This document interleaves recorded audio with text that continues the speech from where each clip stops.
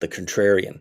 So I figured Yeah. we'd start with this one today and go over 3 things that work really well. And I'm particularly thinking about a sort of sales or marketing kind of bent on this, right? Which is to say, if you want to show your clients that not only are you different, but that you think differently, and there's an advantage and possibly a competitive or market advantage to how you think, then you need to know good, reliable ways to come up with different things than what everyone else is saying and thinking. Mm-hmm. And the very first and easiest one that almost all of us, because all of us are a bit contrarian some of the time at least, is to just take whatever anyone is saying or believing, or even what you're saying or doing or believing, and just say, that's wrong. Here's why. And then work to take a few minutes. It doesn't take very long usually. Come up with the reasons to argue against why something is true or why you think something is true. It's very reliable. We're going to get to another one that's even more reliable for letting people think you're smart. But this one is very reliable to Just just think it. take the opposite view and explore it. And you will find on every issue and every assumption or belief or whatever that there are things that are valid on the other side of any argument, and there are many sides to every argument. And from those valid alternatives, you can craft together a messaging when you're talking to prospective clients or you're trying to expand the amount of business you're doing with a current client to sort of widen their horizons and ensure that they understand that you're thinking about stuff differently than everyone else. And so they're not going to get, the same mediocre results they're going to get from everyone else they're talking to. So this And is like this beyond the high school. You really loved the contrarian one, yeah? I love contrarian. So this is like beyond the high school debate team. Oh yeah, it's not that, Okay. like abortion's good. Okay, now abortion's bad. Argue that, right? But I mean, for everything you can think of, we should be advertising more on social media. Like, okay, that's wrong. Here's why. Right? I'm not saying that it's wrong to advertise social media. I'm saying there are other ways to think about it. Explore those and at least have them in your pocket when you're talking to your clients. Yeah. There's nothing worse than being caught short because you haven't thought something through for the sake of spending 3 minutes on being a contrarian and being ready with the arguments for them. Anyone want to be a contrarian and argue against me arguing against? So this is the non Yeah, the non-contrarian.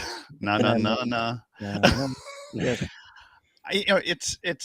I do appreciate being a contrarian, and I tend to take that stance a lot.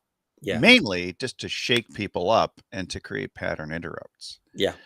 On the other hand, if you're interested in peace of mind and having a lot of harmony within any group, organization, tribe, or family for that matter, it's better to not always be a contrarian. No, I'm okay with being a contrarian. It's fine. I'm okay with pushing against. Ideas and beliefs are really fragile, right? I don't mean they break easily. They're not strong in the sense that they're kind of like a balloon with air in it, and you can definitely push into it and create a different shape. Well, you may not pop it, but you might deflate it somewhere. Yeah, or just reshape it into a giraffe. Right. Giraffe. We're going to do balloon animals today. Oh yeah, we're all into balloon animals. All right. So then the next one, especially around marketing, not so much in sales, but especially around marketing, is to start looking or thinking about the edges. There are a lot of edges. I've got like a note that I keep where it must have like 100 different types of edges you can go to in a market. And so if you are in the food business or you make like a snack, it could be, saltier than everything, sweeter than everything else, spicier, more savory, smaller, bigger, harder, softer. Like there's an edge in any direction that you look in. There is a horizon, right? Right. You can go to that horizon and in many cases be one of the very few competitors in that space. And if you can manage to pull together 2 horizons at the same time, 2 edges, then you're almost certainly going to be the only competitor in that space. Crisper and funnier. There you go. See? Sweeter, but hot. Hot and sweet, baby. Yeah, but hotter. So it's more than always. Right. Yeah, I mean, we're not talking about, adding a tiny bit of heat. We're talking about like adding a Carolina Reaper kind of thing, Yeah. right? Or To a go right jalapeno. out to an edge. Now you can come back a bit from the edge, but the thing about edges are they're instantly memorable Mhm. to the people that you're communicating with. So maybe you only deal with billionaires. Maybe you only worked for nonprofits who help single Children. mothers Yeah. that Yeah. have green eyes and 9 fingers. I mean, I'm not saying now the The challenge with nine the edges. I do not the know who came up nine-fingered green-eyed mom. 9-fingered, green-eyed single mothers. Interesting. I don't. Quite a The niche. only caution I have on the edge, it's always worthwhile to think about where you would be and what edge you could own. Yeah. The only thing is, and I forget, it might have been an economist, Galbraith, I think. Oh yeah, John Kenneth. Yeah. John Kenneth, right? I think this quote is attributable to him, which is that just because there's a gap in a market doesn't mean there's a market in that gap. Right? Maybe the gap in the market exists because it doesn't make sense to compete in there. Yeah, maybe there for a reason. Yeah. Maybe we're not there yet in like having something that could actually, capitalize on a gap in a market. So Unless your just store because is there's a called gap the doesn't Gap. mean you're going to make money. But if there is a gap and no one else is there and there's a way to make money, you should get in there. You're just throwing away money if you don't take advantage of that. And fall into the gap. Fall into the gap. Their slogan. So. Yeah. I can't. I'm trying to think of any of the other edges. This is why I have notes. These edginess. Because I like it. Could you be edgier? That could be part of your more than. Yeah. I mean, there are restaurants where people go because the staff are famously surly, right? Yeah. Yeah, we got one. Durkin Park. There are clubs where you go to get insulted. There are comedians that you go to see live because they love hecklers from the audience and they embarrass them. And like, it's a thing. That's an edge case, right? Yeah. Yeah. That's the Rodney Dangerfield brand from long ago. Yeah. So you get a comedian like that. You get a comedian like, what's the guy's name who like makes fun of the fact how much he loves food and has the kids and lives in New York City? Yeah. Yeah, you know who I'm talking about, right? I know who you're talking about because he's Puckett, big. That guy. I can't believe I'm blanking on his name. I love Jim Gaffigan. Jim Gaffigan. So like Jim Gaffigan. Sorry, I got the Tim Jim. Yeah, one of my favorites, by the way. Yes. And so he has one of the greatest lines I've ever heard, which is shampoo is a terrible name for a product. Absolutely, it's got poo in it.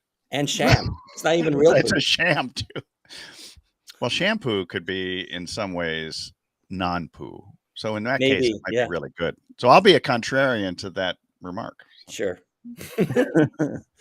But there's always an edge. There's multiple edges. You should explore the edges. You might find that you're uniquely suited to an edge. And while the market is going to be a lot smaller, it usually pays more, and you're the only one there charging. And that goes back kind of, John, a couple weeks ago when we were talking about some of the benefits of a halo niche. Is that when people talk to you and say, well, how much does it cost? You're the only one that they're ever going to be able to talk to. So it costs what you say it costs. Mm-hmm. It's not like they can go on Upwork and find 19,000 other people who do on the exact same edge. I'd follow with what's in your wallet. Yeah. Mm-hmm. And then the last one, also going back to something we talked about yesterday, is that literally everything is built on assumptions. And sometimes the assumptions are really rock solid, but even when they're rock solid, they're not. John and I were talking, we joined a couple of minutes before the live stream started. And I'm looking at a bunch of tripods and cameras that are like 6 feet away from me. And the makers of the tripod that's holding the camera that I'm looking at right now made an assumption that gravity would exist wherever I'm going to use the tripod. And yet you can think about, well, that means this tripod is definitely not suited to the space station. Right. And then no matter how gravity on Jupiter. Like gravity will be there. You still can't always assume, right? Yeah. So somebody makes tripods or some way to mount a camera in space stations and shuttles. Mm-hmm. That company like looked at it and said, you know what? What if gravity didn't exist? What if we can't assume that gravity will be there? How do we make something that doesn't even depend on gravity? You position yourself as the zero gravity tripod specialist. Right. Yeah. There might be a gap there. Whatever you're thinking of, whatever market you're in, whatever kind of customer you're going after, whatever. I mean, I'm working through something like this right now because there are in all of the companies that I talk to, all of the marketing departments for these mainly tech companies and complex manufacturing and stuff. Uh, they've always had the assumption that if you're going to have a webinar, you have to do it yourself. And they've never, ever thought about the fact that you could hand over the entire process to someone else to do it for you, except being the presenter, probably. And so the response I get back is, I literally had no idea such a thing like this even existed. Let's talk. Well, these assumptions are really interesting because, even if you write a joke, you have to accept the premise Yes. in order to get to the punchline. And Everything's so in built this, on an assumption. Yeah. yeah, it's an assumption. I mean, everything's an assumption. If you're building a religion around something, let's say you assume that there's a God, and then every other idea flows out from that. Yeah. And you assume that all of the other gods and people who believe in them are wrong. Yeah, another Yeah. assumption. Right. If you know the comedian Ricky Gervais, I saw a conversation once that he had with, I think it was Stephen Colbert. And I think Gervais is sort of like famously an atheist. Oh yeah, And great. Colbert is kind of famously a Catholic. Exactly. And so Colbert says, so like, you're an atheist, you don't believe that there's a God. And Gervais says, well, around the world, if you add them up, people collectively believe in about 3,000 gods, but you only believe in one. So you don't believe in 2,999 gods, and I believe in one fewer than you do. Now that's a reframing. Yeah. Great. But I like literally everything is Yeah. built on assumptions. Of course, you have to make assumptions or you'd never get out of bed. In fact, you couldn't even stay in bed because you're assuming you would not be crushed by a on fire 747 that's about to come through your roof if you Well, stayed and in and bed. you assume the sun will come up. You assume gravity will be working today when you Yeah. get out of bed, so that you don't need that zero gravity tripod. You assume today is not the day that someone like needs to use the launch codes, right? Correct. Right. That's my assumption that we're That's not the going to get assumption. You nuked. have to go through it. And yet, everything that seems stable is built on assumptions where almost certainly one or more of the assumptions it's built on is no longer valid. But enough stuff has been built up and around it that it's kind of like a building. Like you see these buildings, I don't want to go into politics. You Yep. see like honeycombs and termite like mounds and stuff where like chunks have been knocked out. Right, something was there at one point, and it was the base that something else was built on. The chunking get knocked out, and the thing still stands. Well, your business is built upon trust, upon faith that you can deliver something, do Yeah, some good in the world. And so it's that know, like, and trust factor, or no love and trust right, factor, whatever you want to call it. It's the assumption is that you're good at what you do. right. I mean, the foundation of every small business is that if someone else has a problem, they're willing to pay to get solved. I mean, that's all a small business is someone paying someone else to solve their problem. Very good perspective. I like that. And so you're assuming they're making assumptions on you being able to deliver, and you're making assumptions that the problem is worth someone's money to solve. You might be wrong. Or you might be wrong in the other direction. You're not charging nearly enough. Yeah. Or you But can yeah, charge a lot more if you've got a really expensive coffee and you right. build it up to something spectacular. Yeah. But if you look at everything, especially anything that seems stable or anything that you depend on or anything that your prospects or customers depend on, I guarantee you one or more of the assumptions that it's based on is no longer true. It doesn't mean everything's going to fall down, but it means something's broken and there's an opportunity for you to fill the gap that the assumption no longer fills, or that they're free of something that they thought they were constrained by, but really aren't anymore. It may not be the primary assumption for why the business exists. It No, could not at be all. a subsequent one, Right. customer service versus something else. I mean, look at the last 2 years. The assumption was that except in a few specific kinds of professions, working from home wasn't productive. And you couldn't run a company with everyone working from home, right? You might have a small software company and that could work. You could have like a design agency kind of thing that could work, but not if, it's a kind of place where people need to show up at an office and get work done. And it turns out that the economy chugged along quite well. Thank you very much. with and people actually 45 to got more 50% done. of the population staying home. Yeah, people got more done at home than they did in the office because there wasn't water cooler conversation. There wasn't people distracting them in the break room, everything else like that. I mean, I've had to work, either I was traveling or working from a home office for the last 20 plus years. And then when when everyone had at the corporate headquarters of the last company that I worked at when I had my last corporate job, when they all get sent home, about a week and a half, 2 weeks in, I was having a conversation, and one of my coworkers was talking about, to me, just as a one-to-one conversation, how it didn't seem like there was as much to do anymore. Like business must be slowing down. And I said, well, think about it. You're doing as much as you've ever done. It's just that no one ever bothered to tell you that if you go into an office, it takes 8 hours to do 3 hours of work. Yeah. Now you do 3 hours of work and you're wondering, what the heck am I going to do for the rest of the day? It's the concept of business versus busyness. Right. So you strip away all of those assumptions. People, need other people. People want to be in open floor plans, which I despise. They're so noisy, I can't get anything done, right? Me too. Right? People need to drive to work and then drive home and all this stuff. And all those assumptions get knocked down. And it turns out everything worked fine because the termite mound it still had enough. The main core of the whole thing wasn't the commuting and the being in the office and the water cooler and whatever. It wasn't any of that. It was just people who knew what they had to do and then doing it. And it didn't matter where they were. So everything stable is built on assumptions, and at least one of those assumptions is no longer true. It's worth your while to look at it and see what doesn't make sense anymore. Either something that was a constraint isn't a constraint anymore, or something that was dependent on isn't actually dependent on anymore. And there's an opportunity there to make a new business. Cool. That's about it for me. What do you guys want to say? This is our last one. And since John and I started, last one of the month, because it's the last day of the month, also the end of Q1, if you're in sales or anything else that requires wrapping up stuff, I'm sure you know by now it's the end of Q1. But we also talked about how let's get online and make videos every weekday that we can.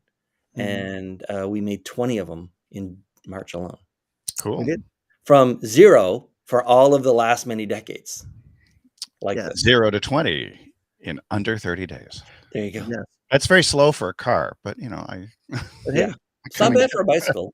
It's not bad for someone who walks backwards. Exactly. I mean, it's interesting too about that. The whole thing about the major assumption was made, particularly by middle managers, that butts in seats indicates productivity. Right. Yeah. I always found that to be fascinating, and yet yet there's so many distractions. And plus, people are playing. You start seeing the memes and other things where people are playing solitaire while they're in the middle of a business meeting, and meetings are probably one of the biggest wastes of time. The assumption is that a meeting is going to make things happen. Yep. That's a dangerous assumption. Yeah. And you see it in air traffic, by the way. Tourism-based air travel has come roaring back. But business travel is still limping way behind it because I don't know if it'll ever recover. Don't travel much anymore. No, right. There's not as much need. No. People are more comfortable with Zoom and Restream and StreamYard and all these other things, and they can have all kinds of stuff at home. And you think about it too, the whole concept of commuting to an office is so bizarre. Yeah. When you have technology that enables you to still connect with people without the gasoline consumption, the headaches, the motor vehicle accidents, traffic jams, pollution, all the other things that go along with it. Pouring liquefied dinosaurs into your gas tank. Yeah. Liquefied. I thought they were liquefied plants, not just dinosaurs. A little bit of everything there. Vegetation. Coal, everything else. It made no sense. But the assumption, so every time you approach a webinar, Dean, do you run through these assumptions with the people for whom you're writing? Yeah. Okay. Yeah, that and usually I don't put them through the exercise. I do the exercise, and then I go to them and say, what about this? And what I like to do, and this is where I'll tell you, a hard rule is that I will always insist that as part of the sort of scripting and prep process, we come up with their help, at least 2 questions ourselves. Because the last thing you want is to turn over to a Q&A and it's just crickets, right? Right. Yeah.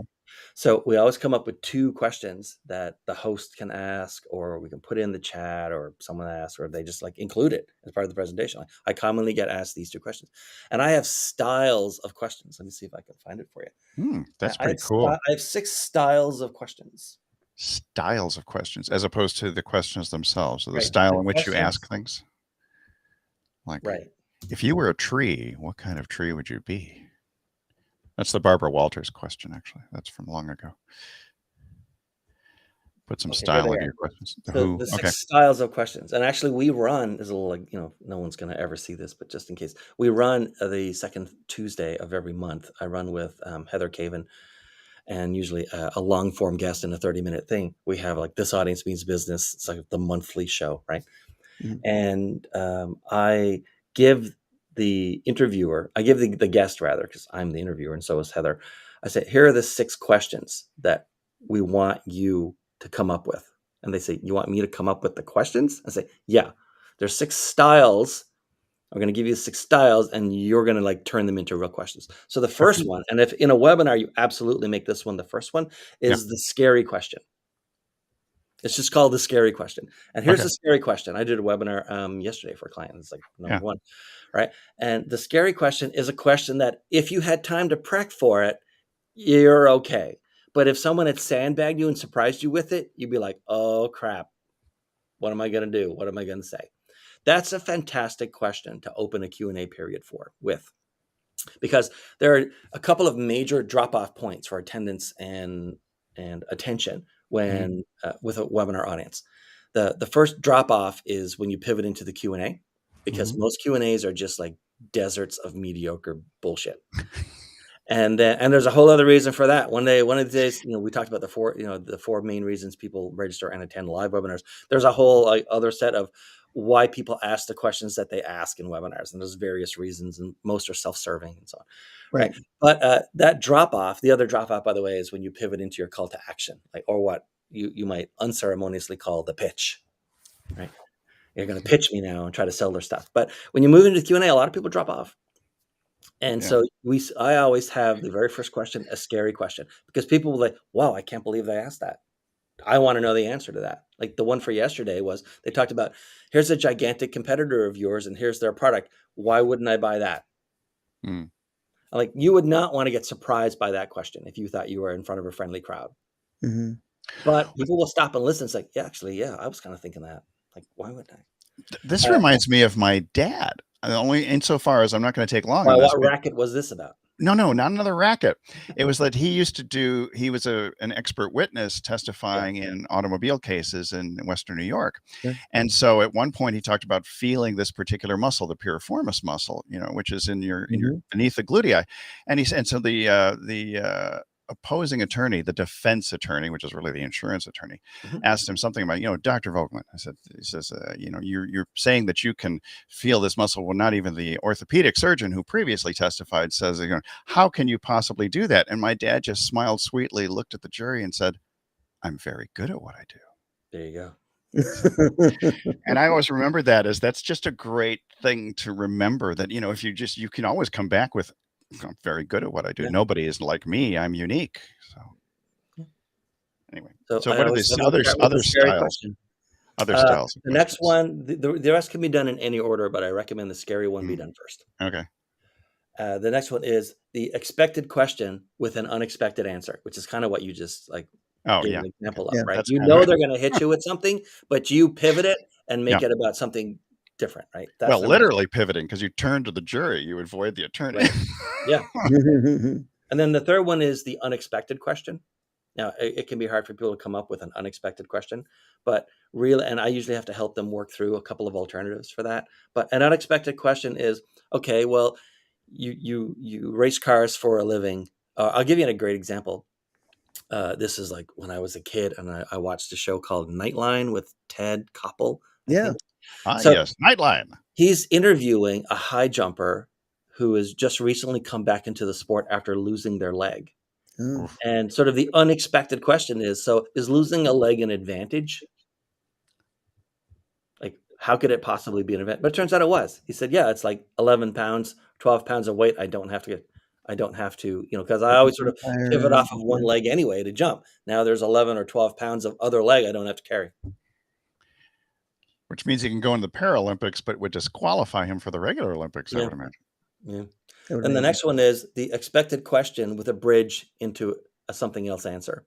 So it's that, and you see this with politicians a lot, right? It's like, Mhm. yeah, that's Mhm. that's a great question, but really the issue is you should be thinking about X because that's the blah blah blah, and they sort of like divert it, right? We Right. build those in just because it keeps the whole point of these is to keep the audience thinking they're going down one lane and then you're in another lane, Mhm. and they Or won't hang up until they know how it's finished. different And lane then or different rabbit hole. right. And then my other one is just a straight up, you're asking the wrong question. So like we'll ask them the question and then they'll say their answer is, look, that's actually the wrong question. It's not about how much paid advertising you're doing on LinkedIn. It's about the consistency of your blog posts and connecting with people individually and finding Yeah. influencers. Like So that question is, you the interviewer are going down the wrong path. Your audience is going down the wrong path. This is the real thing that gets you to the positive future. so it's not a question. I mean, you're giving that to them, saying that's wrong, and then you follow it up with a question. Is that correct? Or Yeah, we basically build okay, both parts for them. got it. And then the last one is sort of a swing for the fences where you can just say, so if you didn't have the constraint, because you're a one person business and so you don't have really a lot of time for anything. If you didn't have that constraint, or if you're in whatever, you're a strategy coach. And so if you could have any client and you just like put them out way out almost to an edge, right? And you say, if you could go out to an edge, what edge would you pick and why? Mhm. People like those questions. Mhm. Well, the variation I've heard of that is that if you had a realistic magic wand, what would be the result? Yeah. What's a realistic magic wand? A realistic that came from Christian Michelson, who's Yeah. a big coach and a little bit on the woo-woo side. But it was interesting. They always talk the realistic magic wand because it took away a little bit of the fantasy of the magic Right. wand and saying, it's Yeah. real. Don't Now what are you dream going to do? about it, but what would you do if you had Yeah, what would you 3 times the really amount of do? money right now? Exactly. Yeah. So those are the 6 styles of questions that we use, I and we like those. always use the scary one.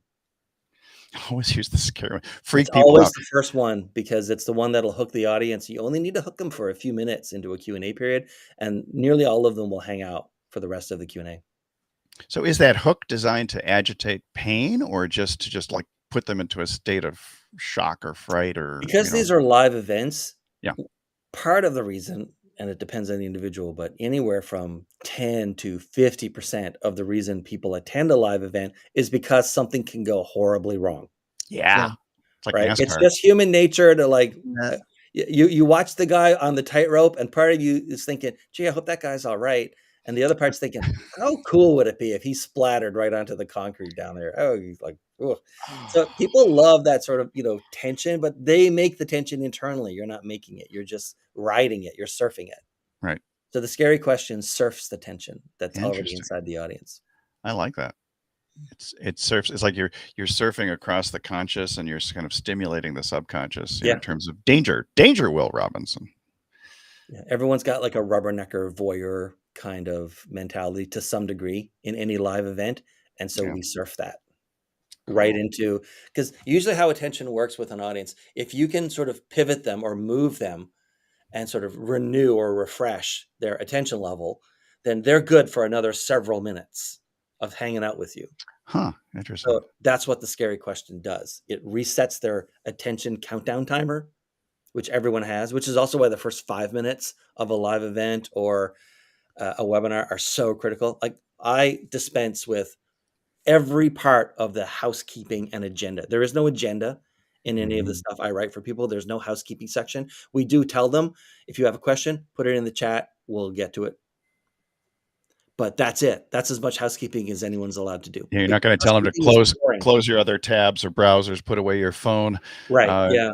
No more coffee for you. Here's our agenda, blah, blah, blah. I also and don't you let can't people give pee. long introductions. Yeah. That's right. My name is X. My title is X. And this is what I And do. I've done X, usually a 3-parter. My name, my title, and what makes me an expert worth listening to for the next 20 minutes. That's it. I like it. That's as much as they're allowed. And then they go I like right into content. And we're Yeah. always sort of like resetting them. Yeah. Well, I think I get annoyed sometimes when somebody spends like 3 to 5 minutes, saying, "Well, we're just going to wait for people to show up, and Yeah, I don't how do are you that all either. doing? Actually, Where are we you have from?" we have a plan around that. So we have I call, but until you kick off and start saying, what you're going to say in your main content, the audience is, I call the audience before the kickoff the pre-audience. And the Pre-audience. pre-audience has to be entertained while you're waiting. So, and now in the ones I'm doing for most of the clients these days, they're shortened down to 30-minute sessions anyway. So you don't have much pre-audience. And we Right. start like militarily, regimentally, rigidly on the nose, and then we go through. But for any of the longer ones, for where there's a pre-audience, we actually have like an anecdote or something, a little story. I recommend that they have a story about sort of the early days of their team or the early days of the company. And as long as that's two or more years in the past, if you talk, and the anecdote is about how like a mistake you made, a wrong assumption, a scary question you got, something like that. That'll just keep the audience sort of mentally engaged until you do your real kickoff. And the whole point is you don't want to lose them, because everyone joins, and even some people like to join sessions early and just do their work and stuff until it really starts. But to me, those people, their attention countdown timer has still started, and you're only going to get somewhere from 3 to 8 minutes of courtesy attention at the beginning of a live event. And when that sort of, glass is empty, and not just like half full, but gone, then unless at that 1 second where they're about to click out, you happen to say something that's engaging for them, and the odds of that happening are very small, you've lost them. So yeah, we actually come up with the story ahead of time. And so and it's just sort of told casually, because we're sort of chatting while we're waiting for the session to kick off, quote unquote.